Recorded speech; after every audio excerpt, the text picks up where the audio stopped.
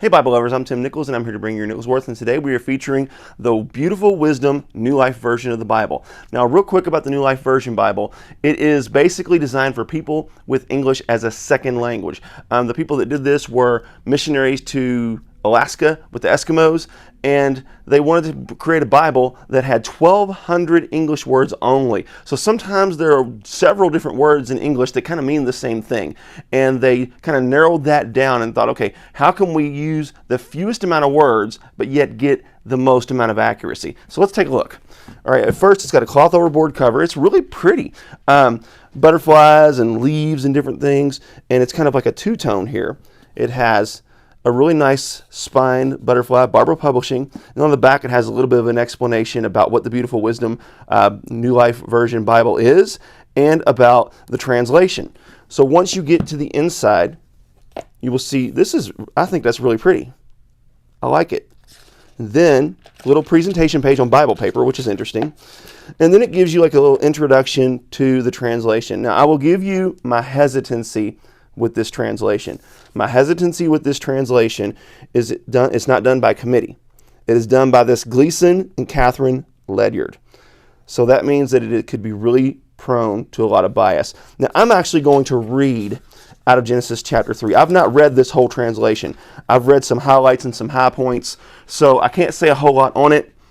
But it says, "Now the snake was more able to fool others than any animal of the field which the Lord God had made.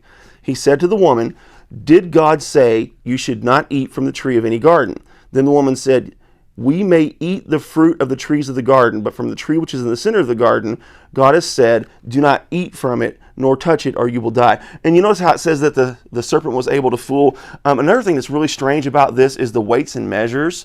It says that the ark that Noah builds is supposed to be 8 people, men, tall. Well, I'm 6'3". Some men are 5'9". It's no better than a cubit. So I don't know exactly what they were going for there. It also says it's 150 steps. Well, you look at my steps. I've got long legs. How big is this? So I don't think that the table of weight and measures really helps anything. I guess it could give you a roundabout kind of. So I didn't like the way they handled that. Also in Leviticus chapter 17, when it was talking about like the sexual laws, it said, a man should not have sex with a relative, but then it says a man shall not lie with a man like he does with a woman. I don't know why they changed it from sex there when it's obviously the same thing. Psalm 23 reads kind of weird. I wouldn't call any of it inaccurate, and again, I'm not going to hammer the translation because I don't know a whole lot about it. I'm just telling you my hesitance with it. I do like the gilding. Very neat looking gilding. It's kind of just like it's not gilded, it's kind of painted, it's stamped on there. I could not get the font size on this, but it is a double column. It does not have a lot of margin space. This is just designed to be read. It's a paragraph format. The verses are a tad difficult to find because they kind of blend in with the text. So it almost looks like a reader's. It does have your subtitles. I like how the blue shows when the text is open. I'm guessing this at a 9-point font, but it could be an 8. It's good and readable. I will give it that, but it is also not line matched. But the paper, I'm going to say that's somewhere in the 30s GSM, so it's not bad.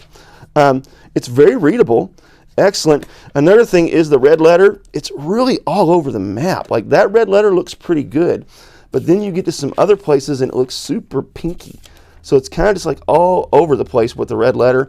But you know what? This is a very inexpensive Bible. You can get it on Amazon for about $24 shipping included. You can get it on Christian Book for about $20 shipping included. Now these prices are prone to change over time because they go back and forth, but it retails at $29.99. So it's a pretty good deal if you want to experience a translation that's easier to read. So they actually designed this for people who have English as their second language as a missions work. Anyhow, there you have it. Keep calm. Jesus on. This is your Nicholsworth.